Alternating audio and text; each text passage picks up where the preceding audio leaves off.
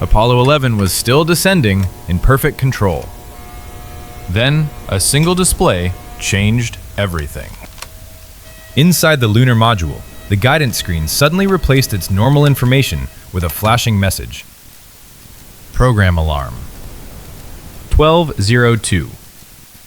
Buzz Aldrin read the code aloud while Neil Armstrong stopped looking through the window and turned his attention inside the cockpit. The moon was still directly beneath them. The engine was still firing. Nothing outside suggested disaster. Only the display had changed. For decades, the moon has stood as proof that technology carried humanity across space.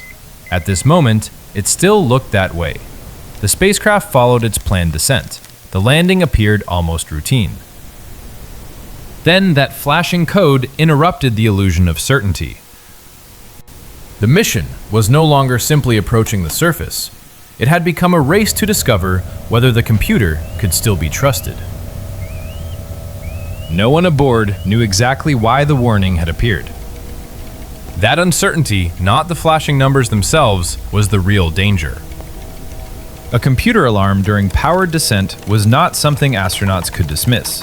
If it signaled a failing guidance system, every second spent continuing the landing increased the risk. One question now pushed every other concern aside. Should the landing continue? Thousands of miles away, another screen was already demanding the same answer. In Mission Control, Guidance Officer Steve Bales watched the alarm appear on his console. Around him sat specialists responsible for every system aboard the spacecraft. From the outside, it is easy to imagine that a room filled with experts would instantly know what those numbers meant. The historical record shows something very different. Bales did not already possess certainty. He turned instead toward another young engineer seated behind him. Jack Garman had prepared a handwritten reference sheet listing computer alarm codes and the conditions under which they could safely be tolerated. As the alarm appeared again, Flight Director Gene Kranz demanded a decision before anyone could fully explain the cause. Go. Or no go. The room became remarkably quiet. The choice could not wait for complete understanding. After only a few seconds, Bales keyed his microphone. We're go on that alarm. Flight. The landing continued. But continuing did not resolve the uncertainty. It merely shifted responsibility away from procedure and onto human judgment. The experts were no longer following a script with complete confidence. They were deciding whether history should continue while still missing part of the picture. Back inside the spacecraft, the flashing code returned again. And again. Each appearance forced the same question. Was the computer beginning to fail? Or warning that it was still fighting to survive? The answer was more remarkable than either possibility. The guidance computer had reached the limits of its available processing time.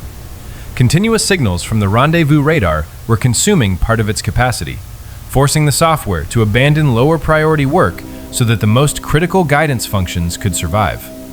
The machine was protecting itself, exactly as its designers intended. That changed the meaning of the alarm. The computer was not announcing total failure. It was announcing that certainty had become impossible. It could still keep the spacecraft stable, but it could no longer guarantee that every piece of information would always reach the astronauts exactly as expected. Technology was preserving the opportunity to land. It was no longer guaranteeing success. The flashing display, once a symbol of confidence, had become a reminder that even extraordinary machines operate within limits. From this point forward, every remaining decision would depend increasingly on people interpreting incomplete information. Then the moon introduced a problem no computer could solve. As Armstrong looked outside again, the intended landing area no longer appeared safe. Ahead lay a field of large boulders near the rim of West Crater. Allowing the spacecraft to continue automatically risked touching down among dangerous rocks. He took manual control. The lunar module drifted forward, searching for a safer place, while the descent engine continued consuming precious propellant. Every additional second solved one problem while creating another. The dangerous terrain slowly disappeared behind them. The remaining fuel disappeared with it. Mission Control could see the margin shrinking. Then the low fuel warning appeared. The indicator did not mean the engine had already failed. It meant the remaining safety reserve had become dangerously small. Controllers began counting down the time they believed remained before fuel exhaustion threatened the landing. 60 seconds.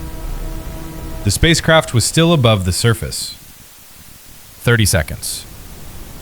Armstrong continued flying. The flashing computer alarm had almost become background noise, replaced by a countdown no one could slow. Every extra moment spent avoiding the rocks consumed safety that could never be recovered. The crisis had changed shape. First, it questioned the computer. Now it questioned time itself. Finally, the descent stopped. Contact light. The landing legs had touched the moon. The engine shut down with less than a minute of usable propellant remaining before complete fuel starvation became a serious operational threat.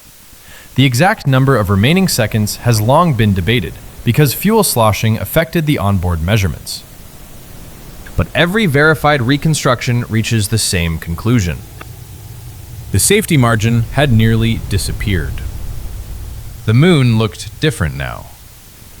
At the beginning of the descent, it appeared to be the destination of an extraordinary machine. By the end, it had become evidence of something far more fragile. The flashing 1202 alarm never forced the astronauts to abandon the mission. The computer continued doing exactly what it had been designed to do. Yet the landing survived because people repeatedly interpreted uncertainty instead of surrendering to it. A guidance officer trusted handwritten notes over automatic expectations. Engineers accepted calculated risk without complete information. Neil Armstrong rejected an unsafe landing site and flew onward while fuel quietly vanished beneath him. Apollo 11 reached the moon through remarkable technology. But the final moments belong to human judgment. The moon remains where it has always been. What changed forever was our understanding of how close history came to leaving it untouched.